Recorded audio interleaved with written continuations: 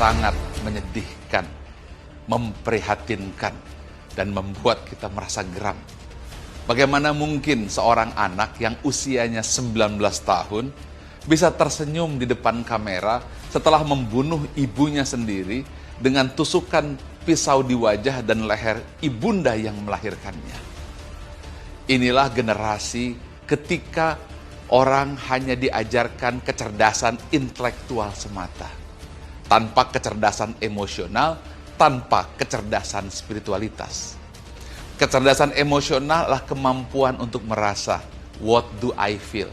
Orang menyebutnya EQ atau emotional quotient.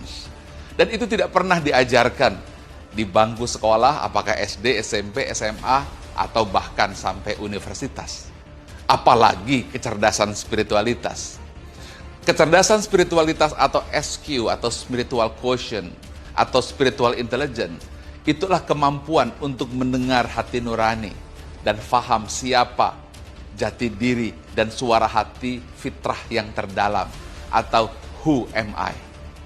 Kita terbiasa mengabaikan emosi, terbiasa mengabaikan hati nurani, sambil berkata bahwa emosi dan hati tidak berpikir, tapi ini yang berpikir. Dan inilah yang terjadi.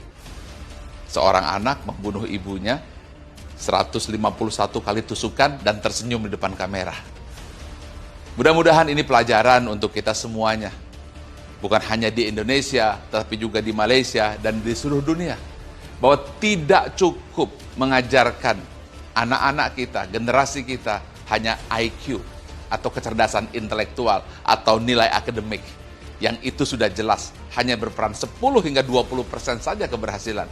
Tanpa adanya kecerdasan emosional, kemampuan merasa, tanpa adanya kecerdasan spiritual, kemampuan untuk mendengar nurani yang terdalam.